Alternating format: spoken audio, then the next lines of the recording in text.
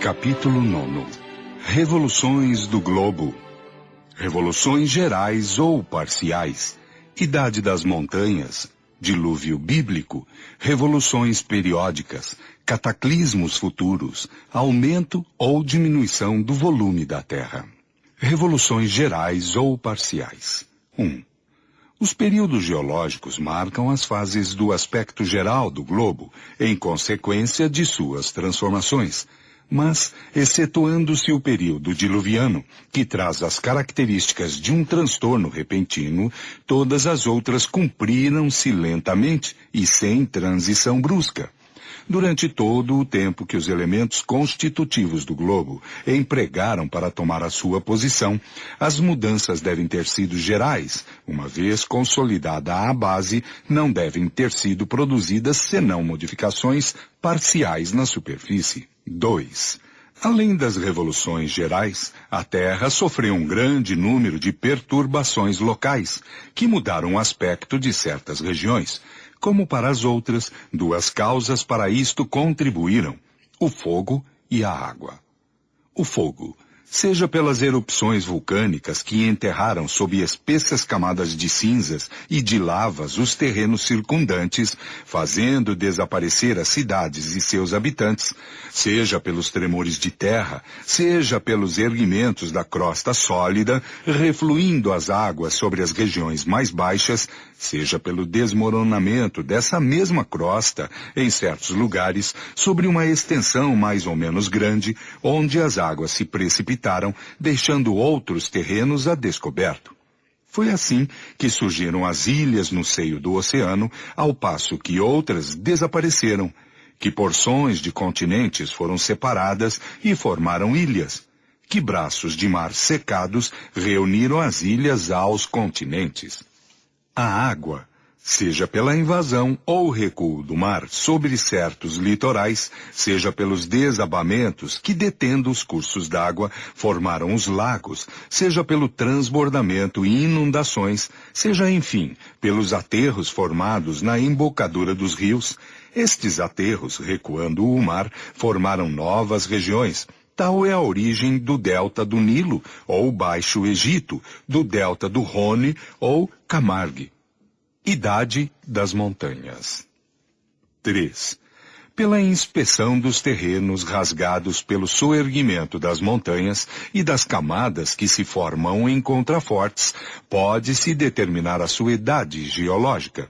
Por idade geológica das montanhas, não é necessário entender o número de anos de sua existência, mas o período durante o qual se formaram e, por consequência, a sua velhice relativa.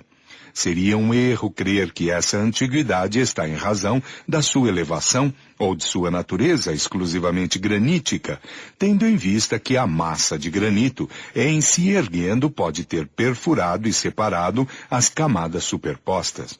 Constatou-se assim pela observação que as montanhas dos Vosges, na Bretanha, e da Côte d'Or, na França, que não são muito elevadas, pertencem às mais antigas formações. Elas datam do período de transição e são anteriores aos depósitos carboníferos. O Jura formou-se pelo meio do período secundário, é contemporâneo dos répteis gigantescos. Os Pirineus formaram-se mais tarde no começo do período terciário. O Mont Blanc e o grupo dos Alpes Ocidentais são posteriores aos Pirineus e datam do meio do período terciário. Os Alpes Orientais, que compreendem as montanhas do Tirol, são mais recentes ainda, porque não se formaram senão pelo fim do período terciário. Algumas montanhas da Ásia são mesmo posteriores ao período diluviano, ou lhe são contemporâneas. Esses soerguimentos devem ter ocasionado grandes perturbações locais e inundações mais ou menos consideráveis, pelo deslocamento das águas, a interrupção e a mudança do curso dos rios. Nota. O último século oferece um exemplo notável de um fenômeno desse gênero. A 6 dias de caminho da cidade do México, encontrava-se em 1750 uma região fértil e bem cultivada, onde cresciam em abundância o arroz, o milho e as bananas. No mês de junho, terríveis tremores de terra agitaram o solo, e esses tremores se renovaram sem cessar durante 2 meses inteiros. Na noite de 28 a 29 de setembro, a terra teve uma violenta convulsão. Um terreno de várias léguas de extensão soergueu-se pouco a pouco e acabou por atingir uma altura de 500 pés sobre uma superfície de 10 léguas quadradas. O terreno ondulou como as vagas do mar sob o sopro da tempestade. Milhares de montículos se elevavam e se abaixavam sucessivamente. Enfim, um abismo de quase 3 léguas se abriu. A fumaça, o fogo, as pedras abrasadas, as cinzas foram lançadas a uma altura prodigiosa. 6 montanhas surgiram desse abismo escancarado, entre as quais o vulcão, ao qual se deu o nome de Jorulho, que eleva agora a 550 metros acima da antiga planície.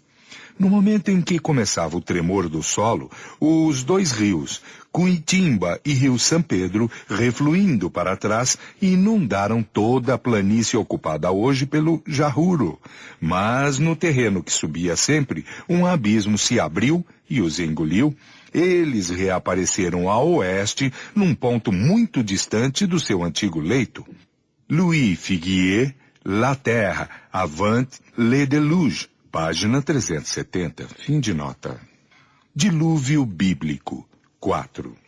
O dilúvio bíblico, designado também sob o nome de Grande Dilúvio Asiático, é um fato cuja existência não pode ser contestada. Deve ter sido ocasionado pelo soerguimento de uma parte das montanhas desse continente, como o do México. O que vem em apoio a essa opinião é a existência de um mar interior que se estendia outrora do Mar Negro ao Oceano Boreal, atestado pelas observações geológicas. O Mar d'Azov, o Mar Cáspio, cujas águas são salgadas, embora não se comuniquem com nenhum outro mar, o Lago Aral e os inumeráveis lagos espalhados nas imensas planícies da Tartária e as estepes da Rússia, parecem ser os restos desse antigo mar. Quando do soerguimento das montanhas do Cáucaso, posterior ao dilúvio universal, uma parte dessas águas refluiu para o norte, para o Oceano Boreal, a outra para o sul, para o Oceano Índico. Essas inundaram e devastaram precisamente a Mesopotâmia e toda a região habitada pelos ancestrais do povo hebreu.